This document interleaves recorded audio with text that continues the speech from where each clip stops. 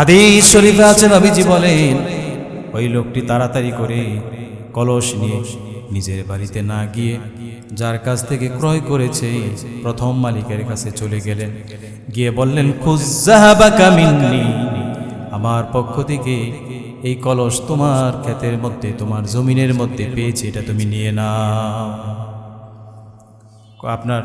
আপনার কাছ থেকে জমিন কিনছি, স্বর্ণবর্তী কলস পাইছি, দিয়ে নেন। আমি তো জমিন কিনছি, কলস তো কিনি। আমি যেহেতু মাটি বিক্রি করে দিছি, জমিন এর মধ্যে যা আছে সব তোমার, তুমি নিয়ে নাও। না তুমি নিয়ে নাও, আরে না তুমি নিয়ে নাও, তো আমি নেবো, এটা আমার নাকি? কেউ নিতে চায়। বর্তমান অবস্থা হইলে কি নিতে চায় না। দুইজনে মিলে চিন্তা করলো এইভাবে কোনো সমাধান হবে না, বিচারকের কাছে যেতে হবে। তবে এমন বিচারকের কাছে যাব যে আল্লাহর আইন দিয়ে বিচার করবে, নিজের মন গড়া বিচার করবে না। কারণ নিজের মন গড়া বিচার হলে, মানুষের বানানো বিচার হলে 1 মাস 2 মাস চলে যায়, হাদি হত্যার বিচার হয় না। ঠিক না বে ঠিক? মানুষের বানানো আইনে 2 মাস চলে যায়, কিন্তু অপদার্থরা বলে 90 দিনের মধ্যে হবে। আল্লাহ তাআলা বলেন না, ওয়ালাকুম ফিল কিসাস হায়াতুন ইয়া উলিল আলবাব, হত্যার বদলে হত্যা করো, দ্বিতীয় আর হত্যাই হবে না। যখন প্রমাণ হয়ে গেল সে খুনি, তাকে এনে সাথে সাথে যেভাবে শুট করে সেভাবে শুট করে দাও, দ্বিতীয় আর কেউ খুন করার সাহস না। আজ গোটা বাংলাদেশ অনিরাপদ হয়ে যাচ্ছে। যদি আপনি খুন হয়ে যান, তার বিচার হবে না, এটা বলা যায় যে বিচার পাবেন। তিনি আগে বলেছেন বিচারটা অন্তত কইরেন, জানতেন শহীদ হয়ে যাবেন, কিন্তু বিচার হয় না, কিয়ামত পর্যন্ত হবে না। 90 দিন না, 90 বছরেও এই দেশে হত্যার বিচার হবে না যদি আল্লাহর কোরআনের আইন বাস্তবায়ন না। আল্লাহ তাআলা বলেছেন কুতিবা আলাইকুমুল কিসাস, কিসাস দাও, হত্যার বদলে হত্যা, তাহলে বিচার হবে। এমন লোকের কাছে বিচার নিয়ে যাব যে মন গড়া বিচার নয়, আসমানি কিতাব দিয়ে বিচার করবে। সবাই মিলে বিচারকের কাছে, 2 জনে মিলে বিচারকের কাছে চলে গেল। বিচারকের কাছে যাওয়ার পরে তারা বলল কেউ নিতে চায় না। বিচারকের কাছে বলল যে ভাই আমি নেব না, কারণ আমি জমি কিনেছি, কলস কিনি নাই। আর সে বলছে আমি সব বিক্রি করে দিছি, আমি নেব না। ওই বিচারক যদি আমি হইতাম, আমি বললাম কেউ নিবে না, তাই এটা আমারই। 2 জন যেহেতু নিব না, আমি বিচারক হইলে বলতাম এটা আমারই। বিচারক বলছে ঠিক আছে, আলাকা ওয়ালাদুন। প্রথম ব্যক্তিকে বলছে ও মিয়া তোমার কি কোনো সন্তান আছে নাকি? বলছে আমার ছেলে আছে। দ্বিতীয় জন বলছে তোমার সন্তান আছে? আমার মেয়ে আছে। ঠিক আছে, 2 ছেলে মেয়ের মাঝে বিবাহের ব্যবস্থা করো।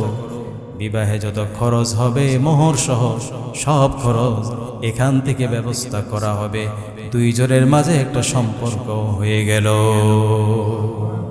আজ যে বিষয়টি নিয়ে আমরা আলোচনা করতে চাই, মুসলমানদের পরস্পরের মাঝে কল্যাণকামিতা,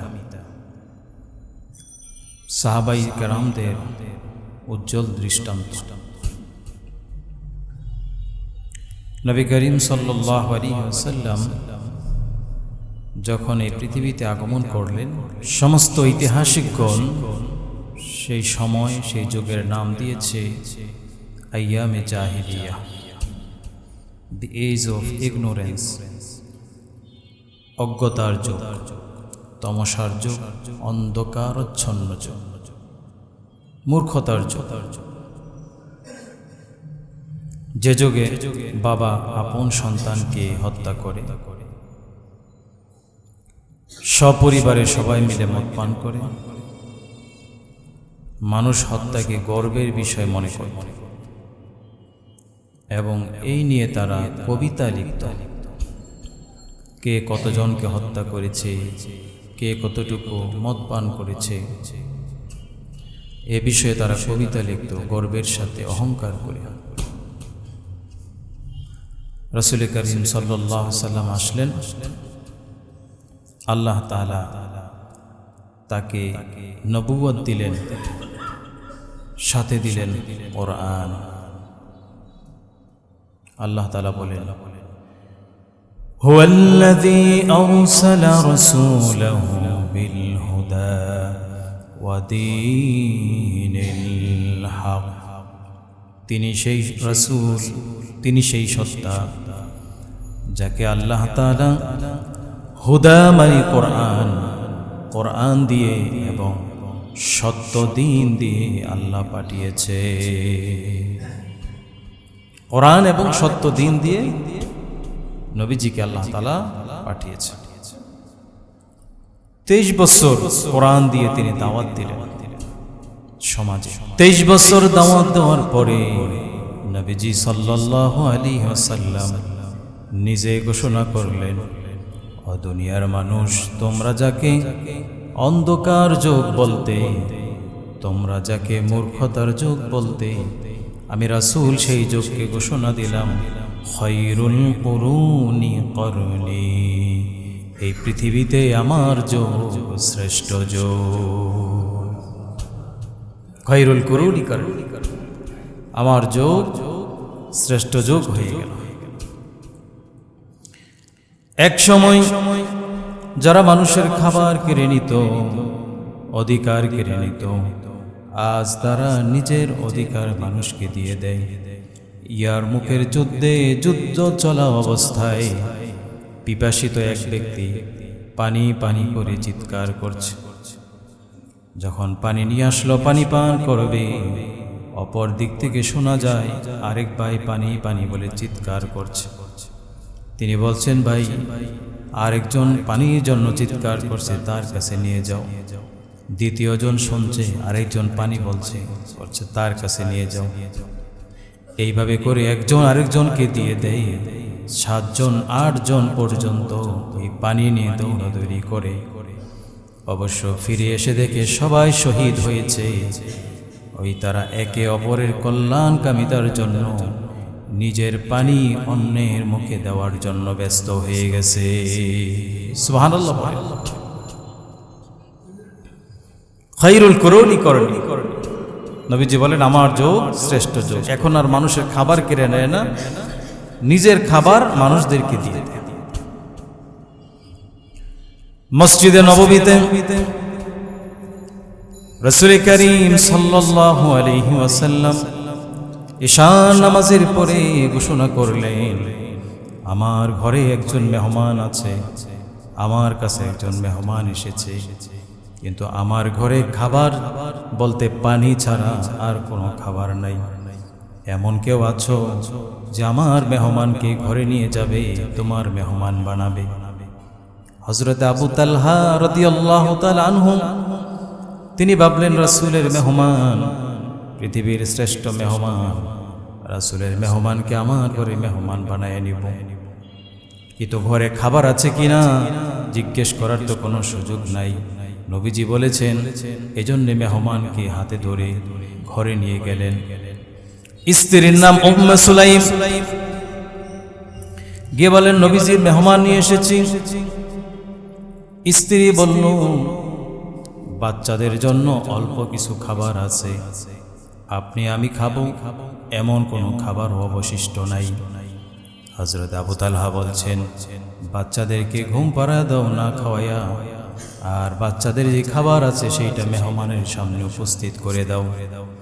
মেহমান যদি বলে আপনিও খান, তখন আমাকে তুমি একটা প্লেট দিবে, আর যে বাতি থাকবে ওই বাতিটা আমি নিভাইয়া দিব। অন্ধকারে খাওয়ার অভিনয় করব, সাউন্ড করব, মেহমানের খাওয়া হয়ে যাবে। যেই কথা সেই কাজ। মেহমান পেট ভরে খেলো, ঘুমায়ে গেল। ফজরের আজান হলো। মসজিদে নববীতে হযরত আবু তালহা ফজরের নামাজ পড়ার জন্য গেলেন। আল্লাহ রাসূল বলেন, আবু তালহা, গত রাত্রে তুমি কি করেছো মেহমানের সাথে? যেই কথা শুনে, যেই দৃশ্য দেখে আমার আল্লাহ নিজে হেসে দিয়েছে। তার এই ঘটনা দেখে আল্লাহ নিজে হাসছে। আল্লাহ তাআলা হেসে বলছেন, ওয়ায়ুসিরুনা আলা আনফুসিহিম ওয়ালাউ কানা বিহিম খাসাসা। এমন কিছু লোক আছে তারা নিজেদের চেয়ে অন্যদেরকে প্রাধান্য দিয়ে থাকে। সুবহানাল্লাহ। যারা একসময় মানুষের খাবার কেড়ে নিত এখন নিজের খাবার মানুষকে দিয়ে দেয়। এই যে পরিবর্তন, এই পরিবর্তন নবীজি সাল্লাল্লাহু আলাইহি সাল্লাম ফু দিয়ে নিয়ে আসেন। এই পরিবর্তন এসেছে কোরআনের মাধ্যমে, কোরআনের দাওয়াত দিয়ে সমাজে এই বৈপ্লবিক পরিবর্তন ঘটেছে। নবীজি সাল্লাল্লাহু আলাইহি সাল্লাম চলে গেলেন, কোরআন রেখে গেলেন, আর তিনি সুশাসন প্রতিষ্ঠা করলেন সমাজে। তারপরে তার সাহাবী হযরতে আবু বকর সিদ্দিক রাদিয়াল্লাহু তাআলা আনহু, তিনি খলিফা হলেন, প্রেসিডেন্ট। হযরত আবু বকর সিদ্দিক যখন প্রেসিডেন্ট, তখন বিচারপতি ছিলেন হযরতে ওমর রাদিয়াল্লাহু তাআলা, প্রধান বিচারপতি। 1 বছর পরে হযরতে ওমর রাদিয়াল্লাহু তাআলা আনহু তিনি বলছেন যে আমি আমার এই পদে আর থাকতে চাই না, প্রধান বিচারপতি, মদিনার প্রধান বিচারপতি পদে আমি আর থাকতে চাই। এটা ইস্তফানামা লিখে নিয়ে আসলেন। হযরত আবু বকর জিজ্ঞেস করলেন, আপনার মতো যোগ্য লোক মদিনার প্রধান বিচারপতি দরকার আছে, আপনি কেন থাকবেন, কেন পদত্যাগ করবেন? যদি প্রয়োজন হয় বেতন বাড়িয়ে দেওয়া হবে, তারপরেও এই পদে আপনি থাকেন। হযরত ওমর রাদিয়াল্লাহু তাআলা আনহু বলছেন, বেতনের জন্য না, বরং গত 1 বছর যে আমি প্রধান বিচারপতি ছিলাম মদিনাতে, গত 1 বছরে কেউ একজন বিচার নিয়ে আমার দরবারে আসে। মানে 1 বছর হয়ে গেছে বিচারকের কাছে কেউ আসে না বিচার। তো আমি এই পদে বসে আমি বেতন নিয়ে কি করব? বরং এই টাকাটা রাষ্ট্রীয় বাইতুল মালে থাকুক, আমি অন্য কোনো কাজ করি। হযরত আবু বকর সিদ্দিক রাদিয়াল্লাহু তাআলা আনহু তিনি বললেন যে বিষয়টা তো জটিল, 1 বছর হয়ে গেল কেউ বিচার চায় না, মনে হয় আপনাকে ভয় পায়, ভয় পেয়ে আসে না, কারণ শয়তানও তো আপনারা ভয় পায়। হযরত ওমর রাদিয়াল্লাহু তাআলা আনহুর ব্যাপারে আল্লাহ রাসূল বলেন যে ওমর, শয়তানও তোমারে ভয় পায়, তো হয়তো এই জন্য আসে। হযরত ওমর বলেন, না, আমি দেখেছি এই দেশে মানুষ বিচার নিয়ে কেন আসবে। এই দেশের মানুষ আদ-দীনুন নাসিহা, কল্যাণকামিতাই দিন, একে অপরের কল্যাণকামী, একে অপরের শুভাকাঙ্ক্ষী, একে অপরের ভালো চায়, নিজের অধিকার ছেড়ে দেয় অন্যের স্বার্থের জন্য। তাহলে সেই দেশে বিচারটা আসবে কিভাবে? সেই দেশে ঝগড়া হবে কিভাবে? আমরা একের অপরের কল্যাণকামী নাকি অকল্যাণকামী? আমরা একে অপরের অকল্যাণকামী। কেউ যদি একজন ভালো কিছু করতে চায়, তাকে কিভাবে নিচে নামানো যায়, এই বুদ্ধি পৃথিবীতে আমাদের সবচেয়ে বেশি। আমেরিকার আসতে হইব এই বুদ্ধি নেওয়ার জন্য আমাদের কাছে। কেউ একজন ভালো কিছু করে, তার কিভাবে নামানো যায়, এটা আমাদের চেয়ে ভালো পৃথিবীতে কেউ জানে না। কিন্তু ইহুদিদের কনসেপ্ট আমি আপনাদের কাছে তুলে ধরেছিলাম। তাদের কনসেপ্ট হলো, আমাদের পৃথিবীতে যে কোনো প্রান্তে একজন ইহুদি থাকুক, তাকে কিভাবে প্রতিষ্ঠিত করা যায় তারা আপ্রাণ চেষ্টা করে, নিজের জান মাল সময় সব কিছু দিয়ে। কিন্তু মুসলমান কেউ কিছু, আপনি একটু ভালো কিছু করতে চান, তার তো প্রশংসা করবেন না, বরং নেগেটিভ যত সাইড আছে তুলে ধরে আপনাকে নিরুৎসাহিত করে নিচে নামানো যায় কিভাবে সেই চেষ্টা করে। হযরত ওমর বলেন, এই দেশে বিচার হবে কিভাবে, বিচার আসবে কিভাবে? এই দেশের মানুষ একে অপরের কল্যাণকামী, নিজের স্বার্থ দিয়ে দেয়, খাবার দিয়ে দেয়, নিজের সব কিছু একে অপরের জন্য উৎসর্গ করে দেয়।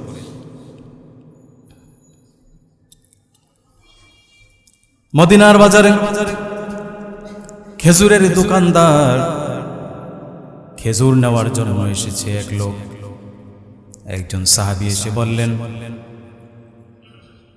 একটা খেজুর পছন্দ করে বললেন, এই খেজুরটা কত দাম? দরদাম হয়ে গেল, বলল আমাকে 5 কেজি খেজুর দাও। 5 কেজি খেজুর মেপে যখন তাকে দিবে, দেওয়ার ইচ্ছা করলো, মাপামাপি শেষ। এখন তার হাতে বুঝাইয়া দিবে। হঠাৎ করে বললেন যে ভাই, আপনি কি এই মানের খেজুর এই দামেই নিতে চান? বলে হ্যাঁ। ঠিক আছে, আমার পাশের দোকানদার থেকে এই মানের খেজুরটা এই দামে আপনি নিয়ে যান, পেয়ে যাবেন। ক্রেতা বলছে আশ্চর্য, সব ঠিকঠাক হয়ে গেল, এখন আমার খেজুর বুঝাইয়া দিবে তোমার কাছে আছে, তারপরেও কেন তুমি আমার কাছে বিক্রি করতে চাও না? আল্লাহর বান্দা রাসূলের সাহাবী বললেন, আমি সারাদিন বিক্রি করেছি, আমার ব্যবসা হয়েছে, যেই পরিমাণ ব্যবসা হলে আমার সংসার চলে তা হয়ে গেছে। আমি সারাটা দিন লক্ষ্য করে দেখলাম আমার পাশের দোকানদার 1 টাকাও বিক্রি করতে পারে নাই, তার অত ঘরে সন্তান আছে, স্ত্রী আছে, খরচ আছে। আমি আজকে আর ব্যবসা করব না, 5 কেজি খেজুর আমার পাশের দোকানদার থেকে নিয়ে নেয়। সুবহানাল্লাহ পড়েন। আপনি সবসময় এক দোকান থেকে কিছু সদাইপাতি করেন আর কেনাকাটা করেন, সবসময় এক দোকান থেকে। হঠাৎ করে কোনো কারণে পাশের দোকান থেকে কিনছি, ঘটনাটা কি হইবে চিন্তা করে দেখেন তো। ওই ব্যবসায়ী কি মনে করব? মনে মনে একটা জিদ, একটা ক্রোধ থাকবো, আসি স্যার মাপে অবশ্যই কম দিয়া দিব। নিজের ব্যবসার সুযোগ আছে, তারপর অপরকে দিয়ে দিচ্ছি। হযরত ওমর তো এটাই বললেন, একে অপরের কল্যাণকামী হয়ে গেছে। আর আল্লাহর দ্বীন এটা দ্বীনুন নাসিহা, অপরের কল্যাণকামী। প্রিয় ভাইরা আমার, রাসূল করিম সাল্লাল্লাহু আলাইহি সাল্লাম, আমরা তারা একে অপরের কল্যাণকামী ছিল, কিন্তু আমরা একে অপরের প্রতি ক্রোধ, রাগ দীর্ঘদিন মনের ভিতরে পুষে রাখি। ক্রোধ রাগ যদি নিজেরা পুষে রাখি, ক্ষতি তো নিজেরই হয়, মানসিক শারীরিক প্রভাব পড়ে। একে অপরকে মাফ করার যে নীতি, সেটা আজ আমাদের মাঝে নাই, কল্যাণকামিতা। মদিনার মসজিদে নবী করিম সাল্লাল্লাহু আলাইহি সাল্লাম একজনকে 3 দিন জান্নাতি ঘোষণা করলেন। একদিন রাসূল বললেন, আসহাবীরা, যে লোকটা এই যে মাত্র মসজিদে প্রবেশ করছে, তাকায়া দেখো, সহজ সরল মানুষ, একেবারে জুতাগুলো বগলের তলে নিয়ে আসতেছে, পানি পড়তেছে, কোনো খবর নাই। এই যে সহজ সরল মানুষ, সে আল্লাহর জান্নাতি। দ্বিতীয় দিন বললেন, এই লোকটা আল্লাহর জান্নাতি। তৃতীয় দিন বললেন, এই লোকটা আল্লাহর জান্নাতি। একজন সাহাবী বললেন, নিশ্চয় এমন কোনো বিশেষ আমল আছে যার কারণে দুনিয়া থাকা অবস্থায় সে জান্নাতি হয়ে গেছে। এশারের পরে বললেন যে, ভাই, আপনার মেহমান হতে চাই। হাদিসের গল্প। ঠিক আছে, চলে। আরবে মেহমানদারি 3 দিন। আল্লাহ রাসূল বলেছেন মেহমানদারি 3 দিন। তিনি একদিন থাকলেন, তাকে অনুসরণ করলেন, দেখলেন কি করে, আসলে আমলটা করে। 3 দিন থাকার পরে বললেন যে, ভাই, আপনি এমন কি বিশেষ আমল করেন, ওইটা আমাকে বলেন, আপনাকে একটা সুসংবাদ দেব। আল্লাহ রাসূল একটা সুসংবাদ দিয়েছে আপনার ব্যাপারে। আমার তো বিশেষ কোনো আমল নেই, এসা পরে ঘুমায় যাই, ফজর করি, সারাদিন কৃষিকাজ করি, এই তো যদি বিশেষ আমলটা না বলেন সুসংবাদও দিব। লোকটা যখন চলে যাচ্ছে, বলছে, ভাই, বিশেষ কোনো আমল তো দেখি না, তবে আমি সারাদিন ঘোরাঘুরি করি, আমি একটু সোজা মানুষ, তো মানুষ আমাকে ঠকায়, আমি একটু সোজা মানুষ, মানুষ আমাকে কথা দিয়ে ঠকায়, কাজে ঠকায়। কিন্তু ঘুমানোর আগে সারাদিন যারা আমার কষ্ট দিচ্ছে সবাই আমি মাফ করে দিই, আমি ঘোষণা দিই যে সবাই মাফ করে দিই। সাহাবী বলছে যে, হয়তো এই কারণেই আল্লাহ রাসূল বলেছেন 3 দিন বলেছেন তুমি জান্নাতি। বলুন সুবহানাল্লাহ। হযরত ওমর বললেন, মানুষ কিভাবে আসবে? তারা একে অপরের কল্যাণকামী। এজন্য এদেশে ঝগড়াও হয় না, বিচার প্রার্থীও নাই। হযরত ওমর বলেন, 2 নম্বর কারণ, তাদের মানহাজ, তাদের সংবিধান হচ্ছে আল্লাহর কোরআন। যে দেশে সংবিধান আল্লাহর কোরআন, সে দেশে ঝগড়া হওয়ার কথা না, হইলেও আমার পর্যন্ত আসে না, বা কোরআনের বিচারের মাধ্যমে তারা সংশোধন করে নেয়, এজন্য বিচার প্রার্থী নাই। আমাদের কাছেও কোরআন আছে, আমরা সেই কোরআন দিয়ে শুধু নামাজ পড়ি, তারাবিহ পড়ি, মৃত ব্যক্তিদের জন্য তেলাওয়াত করি, জিনে ধরলে জিন দূর করার জন্য ব্যবহার করি। কিন্তু এই কোরআন শুধু জিনের জন্য নয়, তারাবিহের জন্য নয়, শুধুমাত্র নামাজের জন্য নয়। কোরআন এসেছে মুসলমানদের সংবিধান হিসেবে, মুসলমানের সংবিধান। হযরত ওমর বলছেন, যাদের সংবিধান আল কোরআন, সে দেশে বিচার প্রার্থী কিভাবে থাকবে? এজন্য আজ শান্তি মদিনায় ঘরে ঘরে শান্তির সুবাতাস বয়ে গেছে, কারণ হচ্ছে তাদের সংবিধান আল্লাহর কোরআন।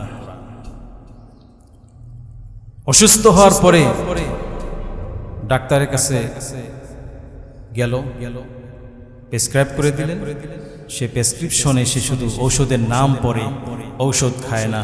এই রোগী কোনোদিন ভালো হওয়ার জন্য সম্ভাবনা নাই। কোরআন ঘরে থেকে যদি তাকে রেখে দেয়, শুধু তেলাওয়াত করে, তাকে প্রয়োগ না করে, সংবিধান হিসাবে মেনে না নেয়, তাহলে এই জাতির কখনো মুক্তি হবে না, আশা করা যায়। রাসূল করিম সাল্লাল্লাহু আলাইহি সাল্লাম কোনো এক দেশে, কোনো এক ভূখণ্ডের একটা গল্প সাহাবীদেরকে বলছেন। এটা বুখারী মুসলিমের হাদিস, রূপকথা নয়। আল্লাহ রাসূল সাল্লাল্লাহু আলাইহি সাল্লাম সাহাবীদেরকে বলছেন, শোনো, প্রাচীনকালে কোনো এক দেশে আল্লাহর কিতাব দিয়ে, আসমানি কিতাব দিয়ে সেই প্রদেশ, সেই ভূখণ্ড শাসিত হতো। আল্লাহর আইন আর মানুষের বানানো আইনের মাঝে পার্থক্য আছে না নাই? মানুষের বানানো আইন 17 বার সংস্কার হয়েছে, আরো হবে। কিন্তু আল্লাহর কোরআনে, আল্লাহর আইনে, আল্লাহর দেওয়া সংবিধানে কোনো পরিবর্তন আছে? কিয়ামত পর্যন্ত হবে? আল্লাহ বলছেন, লা মুবাদ্দিলা লিকালিমাত, আমার কিতাবে কোনো সংশোধন নাই, কোনো পরিবর্তন নাই, কিয়ামত পর্যন্ত হবে। প্রচলিত আইন মাকড়সার জালের মতো, তার মধ্যে মশা মাছি ধরা পড়ে, টিকটিকি সেই মাকড়সার জাল সহ বের হয়ে যায়, মানে তখন আর জালই থাকে না। মশা ধরা পড়বে, টিকটিকি যখন মাকড়সার জাল দিয়ে অতিক্রম করবে, সে জাল সহ নিয়ে যাবে। প্রচলিত আইনে গরিবদের বিরুদ্ধে শাস্তি দেওয়া যায়, কিন্তু ধনী আর প্রভাবশালীদের কোনো শাস্তি হয় না। কারণ এটা আল্লাহর আইন নয়, এটা মানুষের বানানো। তাতে অনেক স্পেস থাকে, ফাঁকফোকর থাকে। একজন নারী চুরি করেছে, মদিনাতে একজন নারী চুরি করেছে। সাহাবাই কেরাম বলছেন, এই নারী সম্ভ্রান্ত পরিবার, যদি তার হাত কেটে দেয় মান সম্মান থাকে না, দেখতে খারাপ দেখা যায়। কিন্তু আল্লাহর রাসূলের কাছে গিয়ে সুপারিশটা করবেন কে? তার কারো তো কোনো সাহস নেই। একজন ছোট্ট সাহাবী আছে, আল্লাহ রাসূল তাকে আদর করে নাতি হিসেবে, উসামা বিন যায়েদ রাদিয়াল্লাহু তাআলা আনহু, তাকে পাঠাইছে যে তুমি কি একটু সুপারিশ করো যেন এই সম্ভ্রান্ত পরিবারের এই মহিলার হাত কাটা না হয়। এই সুপারিশ করার পরে আল্লাহ রাসূলের চেহারা লাল হয়ে গেল। তিনি খুতবা দিলেন, মসজিদে নববীতে দাঁড়ায়া বললেন, আল্লাহর শপথ করে বলছি, মুহাম্মদের কন্যা ফাতেমা যদি চুরি করত, আমি নিজ হাতে ফাতেমার হাতটা কেটে দিতাম। তোমরা আল্লাহর আইনের বিরুদ্ধে আমাকে সুপারিশ করছো। হাত কাটার কথা তো আল্লাহ বলেছেন, আল্লাহ আইন করেছেন, আর তার বিরুদ্ধে তোমরা আমাকে সুপারিশ করছো। তোমরা কি ভাবতে পারতেছো কি বলছো? তো আল্লাহর আইনে সবাই সমান, কোনো ভেদাভেদ নাই, ধনী গরিব কোনো ভেদাভেদ। আল্লাহর আইনে যে সবাই সমান, তার প্রমাণ হচ্ছে এই যে নামাজ, নামাজের এই সৃষ্টি, এখানে সবাই সমান। আর যদি প্রেসিডেন্ট এসেও নামাজ পড়ে, তার পাশে যদি জায়গা থাকে, তাহলে একজন রিক্সাওয়ালা, ভ্যানওয়ালা, দিন মজুর, সে দাঁড়াইতে পারে, বের করে দেওয়ার ক্ষমতা কারণ। কারণ আল্লাহর আইন কোনো ভেদাভেদ। রাসূল করিম সাল্লাল্লাহু আলাইহি সাল্লাম বলেন, কোন এক ভূখণ্ডে আসমানি কিতাব দিয়ে সেই দেশে শাসিত হয়। ইশতারা রাজুলুম মির রাজুলিন আকারিন, এক লোক আরেক লোকের কাছে তার জায়গা বিক্রি করে দিল। পরের দিন সে তার জায়গা বুঝে নেওয়ার জন্য, সেই জায়গায় চাষাবাদ করার জন্য, চাষাবাদ করার আগে মাটিগুলোকে একটু নিড়ানি দিতে হয়। সে মাটি নিড়াতে গিয়ে ওই কোদাল দিয়ে যখন কাজ করছে, একটা ঠং করে একটা আওয়াজ হলো। উঠাইয়া দেখলেন মাটির নিচে একটা কলস দেখা যায়। কলসটা উঠাইয়া দেখেন কলসের মুখ বন্ধ করা। এটাকে একটু ভাঙ্গার চেষ্টা করে ভিতরে খেয়াল করে লক্ষ্য করে দেখলো কলসের ভিতরে স্বর্ণ মুদ্রায় পরিপূর্ণ, স্বর্ণ মুদ্রা ভর্তি কলস। এখন আমি যদি একটা জায়গা কিনতাম আর স্বর্ণের কলস পাইতাম, আমি কেউ বলতামই না। বলতাম? বললেই তো সমস্যা, ভাগ চাইবে না, হয়তো মানুষের কাছে বলা বলি হইব, এটা হয়তো হাতছাড়া হয়েছে। হাদিস শরীফে আছে, নবীজি বলেন ওই লোকটি তাড়াতাড়ি করে কলস নিয়ে নিজের বাড়িতে না গিয়ে যার কাছ থেকে ক্রয় করেছে প্রথম মালিকের কাছে চলে গেলেন। গিয়ে বললেন, খুযযাহাবাকা মিন্নি, আমার পক্ষ থেকে এই কলস তোমার ক্ষেতের মধ্যে, তোমার জমিনের মধ্যে পেয়েছি, এটা তুমি নিয়ে নাও। আপনার কাছ থেকে জমিন কিনছি, স্বর্ণবর্তী কলস পাইছি, দিয়ে নেন। আমি তো জমিন কিনছি, কলস তো কিনি। আমি যেহেতু মাটি বিক্রি করে দিছি, জমিন এর মধ্যে যা আছে সব তোমার, তুমি নিয়ে নাও। না তুমি নিয়ে নাও, আরে না তুমি নিয়ে নাও, এটা আমি নেব, এটা আমার নাকি? কেউ নিতে চায়। বর্তমান অবস্থা হইলে কি নিতে চায় না। দুইজনে মিলে চিন্তা করলো এইভাবে কোনো সমাধান হবে না, বিচারকের কাছে যেতে হবে।